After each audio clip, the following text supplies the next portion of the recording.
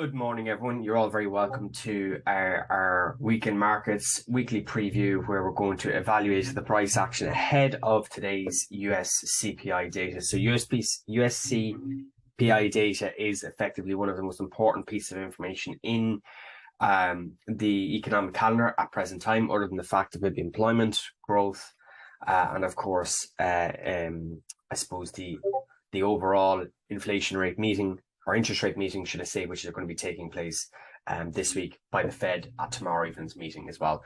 So broadly speaking, the CPI, as I said, there is a really extremely important piece of information at this moment in time, particularly from a fundamental perspective, because it dictates the price of goods and services within the economy, regardless of whether it's the US economy, UK, European Union. It's irrespective. It's really, really important because, of course, through 2022, we've had much higher prices across the board, again, mostly fueled by food and energy.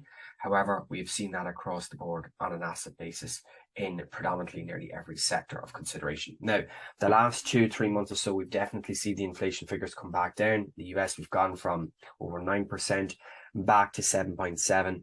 And of course, we're looking at the objectives today regarding where CPI is potentially going to be at, and what is the reaction in the markets under certain pieces of information. So, of course, naturally enough, as we progress the economic calendar, really you want the inflation figures, the inflation information to be as lower as possible, because, of course, the lower the inflation level is, the better risk assets will do. So the likes of your indices, gold, your FX pairs against the dollar, they would all do quite well, because of the fact that the CPI figures will be lower if it's lower than expected. Okay. Now, obviously a big if, we don't know whether the information is going to be lower than expected or not, but it's important to know how the markets will react under the certain circumstances. So if you're carrying trades through the news, and of course, let's say the trade goes against you, what is the rationale? What is the reasoning as to why that trade will go against you? Well, likelihood is probably because the information, the data is coming out higher or stronger than expected. Therefore, as a direct result, the markets won't go the way you probably expect it to. All right, so that's important as well. So 7.7 was the prior piece of inflation from the previous month, and this month they are expecting a continued decline in the rate of inflation back to 7.3%. Now, of course, naturally enough, markets are projecting less than expected inflation. Now, last month we went from 8.2 to 7.7, and the stock market rallied. We rallied kind of 2.5% across the board, and it was actually seen in Europe as well that the European indices were actually dragged higher in sympathy because the US markets had really outperformed.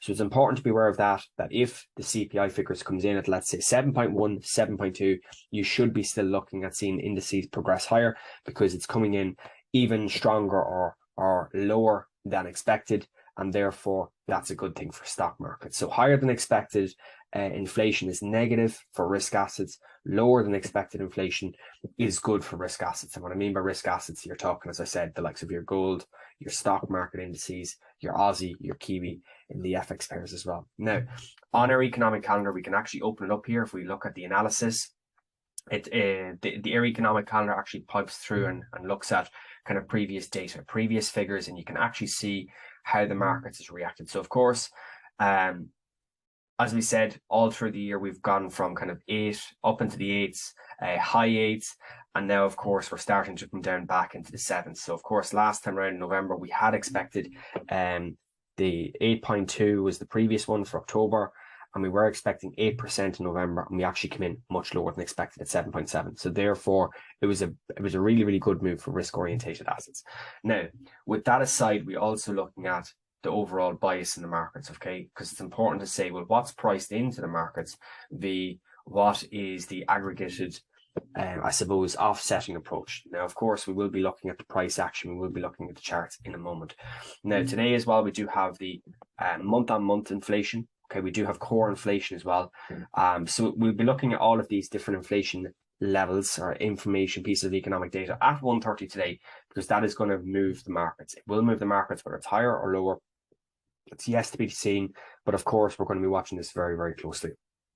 Now, before we kind of move and look at the charts, we do also have some expectations or estimates from JP Morgan. Okay, so JP Morgan have highlighted their observations, things that they're looking at and potential market results depending on different pieces of information. So you can see here, if it's 7.8 or higher, the probability is only 5%. And of course, you'd expect the indices to decline quite rapidly.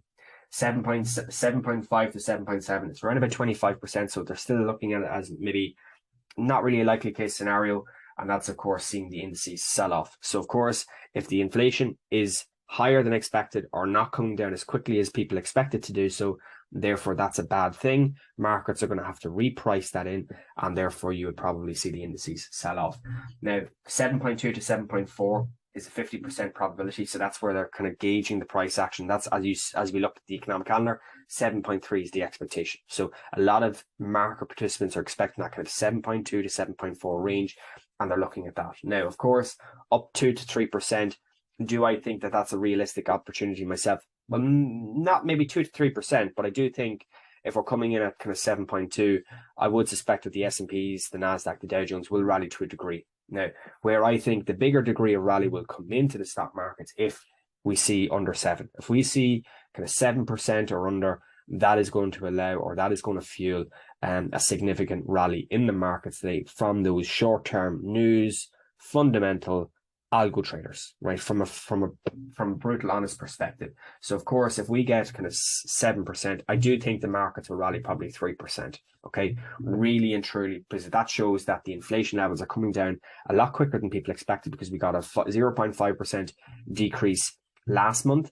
And of course, if we get 7%, that's another 0.7 decrease from last month's figures to this month's figures this month. So that's 1.2% of a decrease in 2 calendar months would be really significant for the market. So of course, anything under 7.2, you really want to be looking at probably buying risk assets, because the indices from a fundamental perspective alone should move higher in that regard. Now, of course, tomorrow we do have the Fed. Okay, so even if we do get slightly better than expected inflation figures tomorrow, that could all very, very easily be undone within 24, 48 hours, because of course, if the offsetting approach tomorrow is that the Fed raises rates again, and they're continuing to have a hawkish outlook approach, that's probably going to dampen down and taper some of the momentum that could potentially be seen today. So it's important to take that into consideration as well. All right.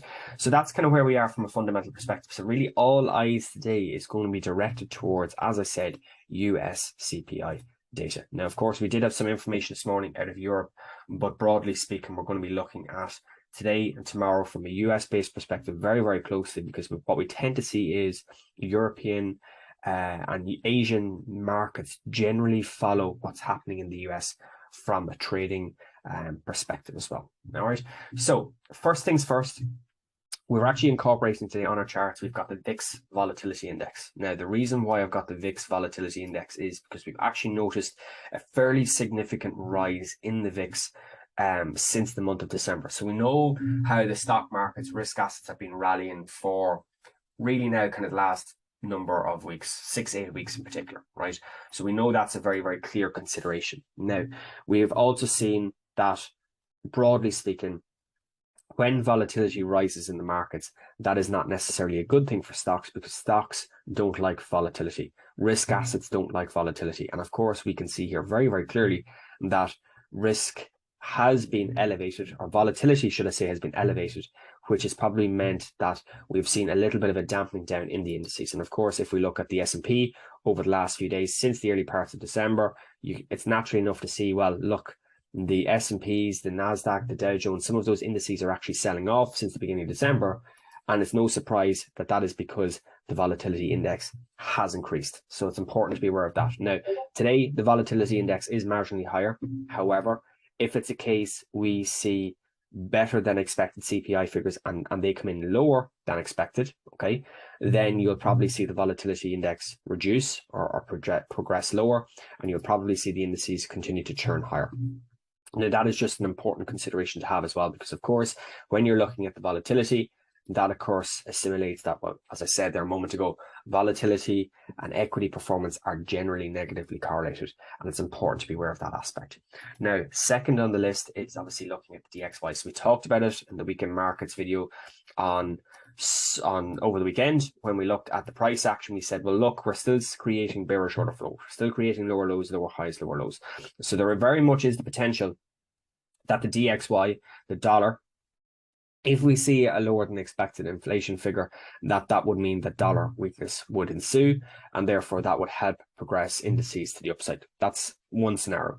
The second scenario is that we don't get maybe quite the reduction that maybe people are expecting in the markets, and therefore what actually is going to happen is you're going to see that dollar recovery, you're going to see indices potentially quite choppy, and therefore you're probably going to see a movement out of risk assets into the safety asset class, like your dollar, like your treasuries, and then seeing obviously movements of that accord. So it's important to be aware of the dynamics at play here today. We don't know what the information is going to be like, so we also have to adjust to what the price action is telling us, because of course what we've seen over the last number of months, given the state of the economy, the markets react very, very quickly to fundamental information. Yes, I know there's technical traders. Yes, I know there's smart money traders. There's order blocks. There's supply and demand traders, there's swing traders, there's short-term traders. Yes, there's every kind of trader. But from a fundamental perspective, excuse me, you have to take into consideration the news, because of course news does move markets, particularly from a short-term trading perspective. If you're trading 1 minute, 5 minute, 15-minute charts, the news will move the markets. So you do have to be aware of that. Otherwise, you will get completely obliterated, because you're looking at the aspect, you're going to be looking at the markets from only one perspective. So it is important to be aware of that as well. So that's kind of where we're currently at in the dollar. Really not much happening since our weekend markets video. We're still kind of sitting here between 104.50, 105, and that's pretty much been the case across the board as we look at the FX market. So euro dollar is still holding underneath this daily level here between, as I said, 105.50, 106, and a little bit of weakness is coming into the euro there this morning. You can kind of see that there as well. We've tried to break out to the upside. We're actually kind of following this kind of short-term trend line here. You can actually kind of see from a trading perspective, the market is kind of holding this diagonal move. So of course the potential is there that if euro dollar does break through this short-term, I suppose, imaginary trend line here that I've kind of just illustrated just for purposes, then of course that could lead to euro dollar selling. So just be aware of the dynamics at play here. Of course, markets still very, very flat in the consolidationary zone. So it is important to factor that into consideration as well. So really kind of waiting to see what the reaction is, but there is potentially for downside potential brewing here. But of course, the downside fundamentals would be the catalyst for any selling here in euro dollar and bullish DXY overall. Cable, again, structurally speaking, has pulled back into this liquidity area here. So this area around kind of 122.50, 123. We did have wicks last week above it, but we're kind of failing again at this region. We are still creating bullish order flow. So structurally speaking, this would be a counter trend position where you're actually seeing the noted fibs at the minute. Now, structurally speaking, from a shorter term perspective, we had consolidation. We did break through this short term consolidation, and we have flagged back up to this area of interest here, this 707,786 level.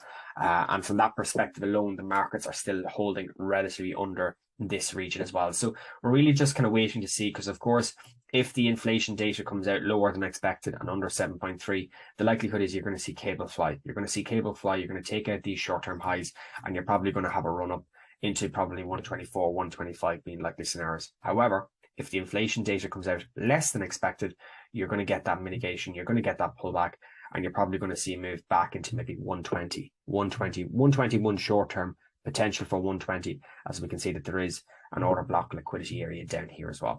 So it's just important to be aware of that. Dollar CAD from where we were at the weekend, really not much has changed there as well. So really kind of holding on, wait and see scenario. So of course, if we get a weaker GBP USD, if we get a weaker Euro USD, the likelihood is that this selling bias on dollar CAD won't happen, because you're probably going to see dollar strength elevated. And if you see dollar strength elevated, you're probably looking at price action trying to break this out. So this is where you kind of have two scenarios. You're just kind of waiting to see kind of what develops. Now, that doesn't necessarily mean you trade both. You hedge and buy one and sell the other, or sell them both. And of course, if the dollar goes up, you're going to be taken out, and one of your dollar goes down, you're going to have the winner on the other. That's not what we're saying. It's important to have a clear structure and a clear rationale with the price action. So not really as much change here in the dollar CAD as well. We're still holding around this region, and it'll be interesting to see whether that is the catalyst for potential weakness GBP USD flying higher, Euro USD getting a bit of strength, and potential for dollar CAD to start selling off. And I suppose that would be the kind of the interesting level, that if the inflation figures comes out less than expected, you're looking for that dollar weakness as well. And that, of course, then brings us to dollar yen, which again, similar, is kind of grinding higher back up into this liquidity level we've kind of talked about here between 138.75 and 139.50.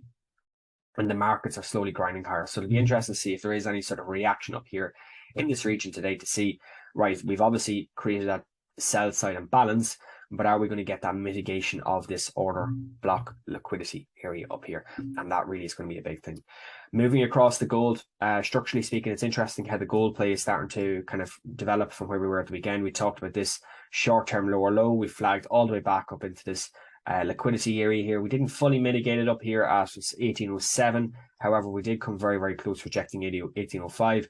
We had short-term bullish order flow with broke structure, and now we are creating bearish order flow again. So we've got lower highs, lower lows. We are creating another lower high within this kind of 1 hour structure. So it'll be interesting to see today, of course, how does that react? Does gold fly higher? Does gold take out this 1805 to 1810 level and continue elevating to the upside?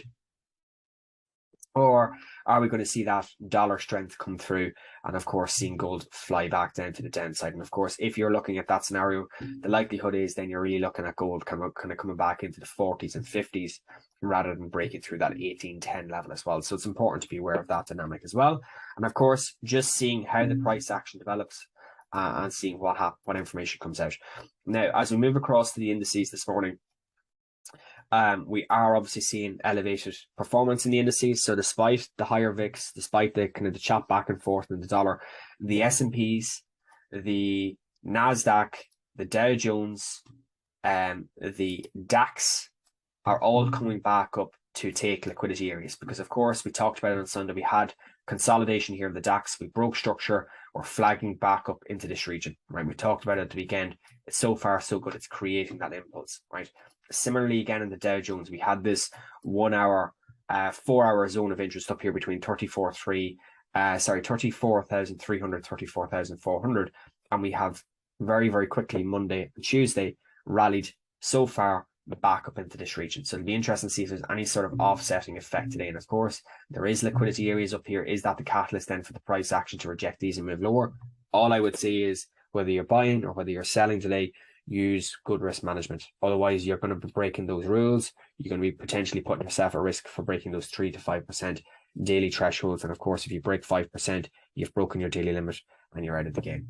So it's important to keep skin in the game. So Nasdaq as well, very, very similar consolidation. We did get the 4 hour poke through. So we poked through in the 4 hour. We tried to break out to the upside as well. So we've taken highs, we've taken lows. We're flagging back up into this liquidity level up here around 11.8, 11.9. So it'll be interesting to see kind of what the reaction is. We did mention that at the weekend as well for those who are following the video. And last but not least, in the S&Ps, structurally speaking, we did actually have this daily, if you look at it here from a daily perspective, daily bottoms, we have broken through on the daily. We're now flagging back up into this region of interest. And that's why I said there on Sunday when we did the weekend markets video, keep an eye on this 4050, 4060 level to see if there's any kind of correctional impulse of movement up into this region, see if there's any sort of reaction from this region rather than trying to buy or sell in the lower echelons of the move. So of course, anything above 4100 symbolizes really positivity in terms of today's data. So obviously lower than expected inflation figures under 7.2, 7.1, 7% will allow the indices to continue turning higher. And of course, these potential short positions would be invalidated because the likelihood is that the news is going to carry the price action at the very least into local highs, which is, as I said, here's 4100, but you've got the potential to even progress through that. So it's important to be aware of that as well. Nasdaq, again, you have local highs here, 12,000. So that's going to become the focal point that if we see 11.8, 11.9 break, keep an eye on these local highs over here around 12,000, because we have seen fairly strong wick rejections last week off of this 12,100 level. And that then leaves us then lastly with the FTSE. So the FTSE on the higher time frames has had that really massive impulsing move to the upside over the last number of months, as we talked about at the weekend.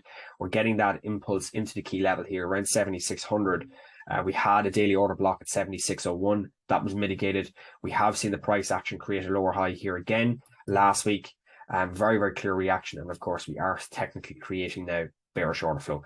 So you can see here now we've gone from higher high, higher low. We're starting to see the top out. We've got the initial break of structure. Can we get one last flagging impulse, maybe back into 75.60, 75.80 today?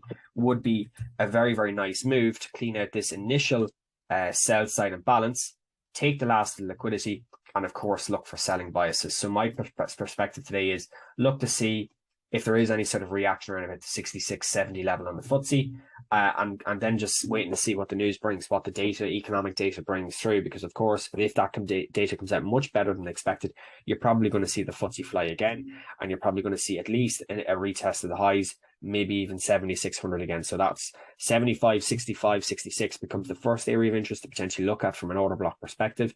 The second really then is up here around 7,600. So keep an eye on that today, keep an eye on the price action.